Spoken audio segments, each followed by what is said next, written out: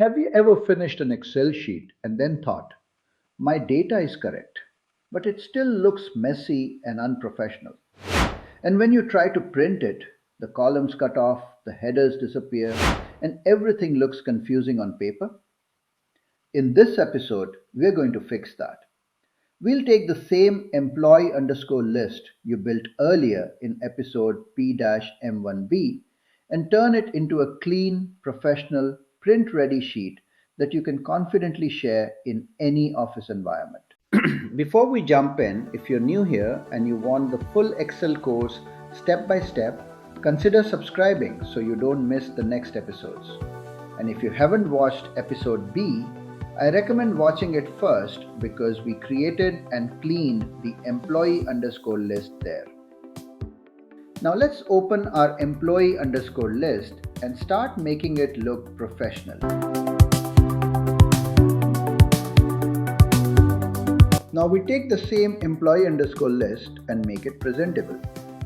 Select the header row from A1 to I1, press Ctrl plus B to bold it, then apply a clean fill color from the Home tab and add borders by selecting the table and clicking Borders arrow, all borders.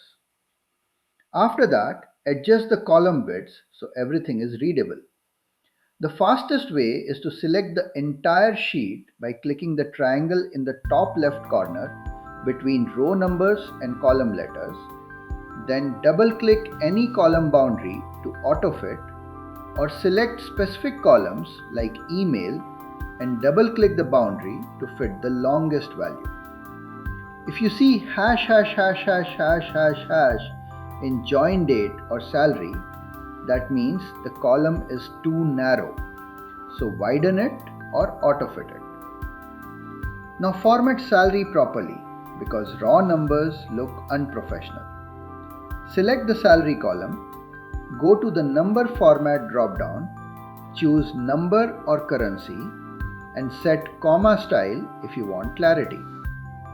For join date, select the join date column, choose a consistent date format like March 14th, 2026 or March 14th, 2026 and keep it consistent so the sheet looks clean.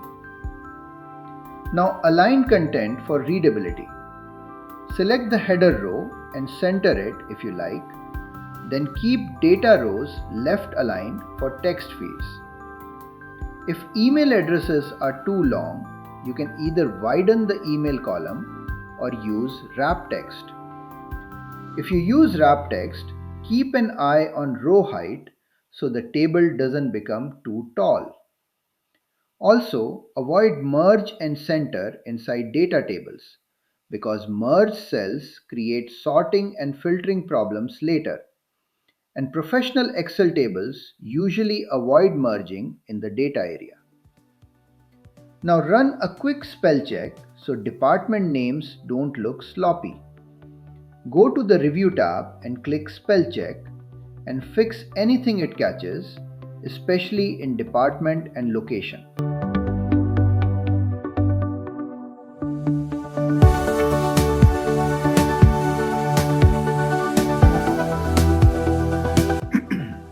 Now we prepare for printing because printing is where most beginners struggle. Go to the Page Layout tab and start with Orientation.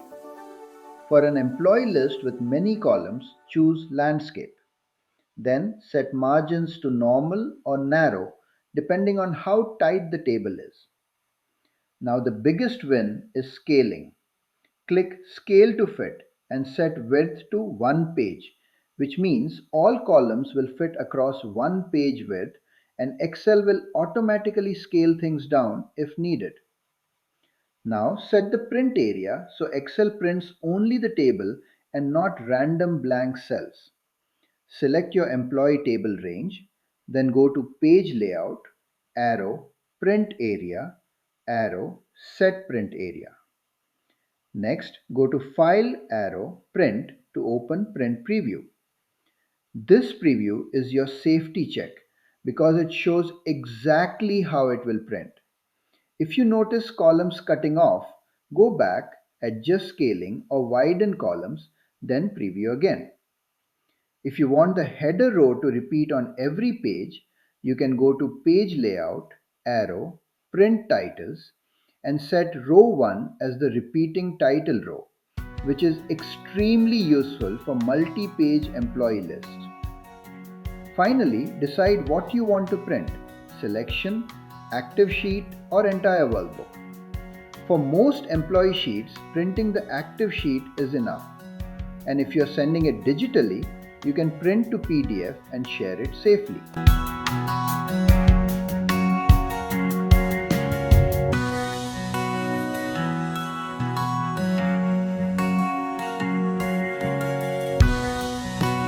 Now let's finish with your Module 1 final assessment, so you can confirm you really learned the core foundation.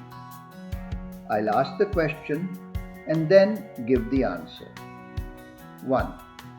The entire Excel file is called what? Option A, Workbook. Option B, Worksheet 2.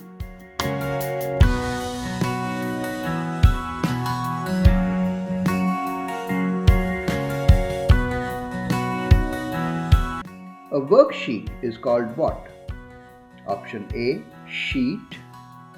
Option B, Tab.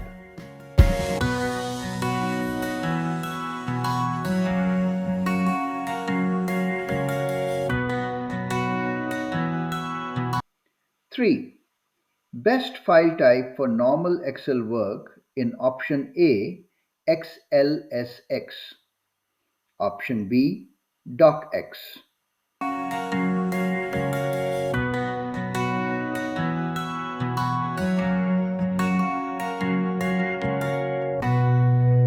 Quick hint 1. CSV can also work in Excel and is mainly used for data only sharing. 2. Save updates the same file, while Save As creates a new version. 3. Read only means someone can view but not edit. 4. Find and replace shortcut is Ctrl plus H. 5. Flash fill shortcut is Ctrl plus E. 6.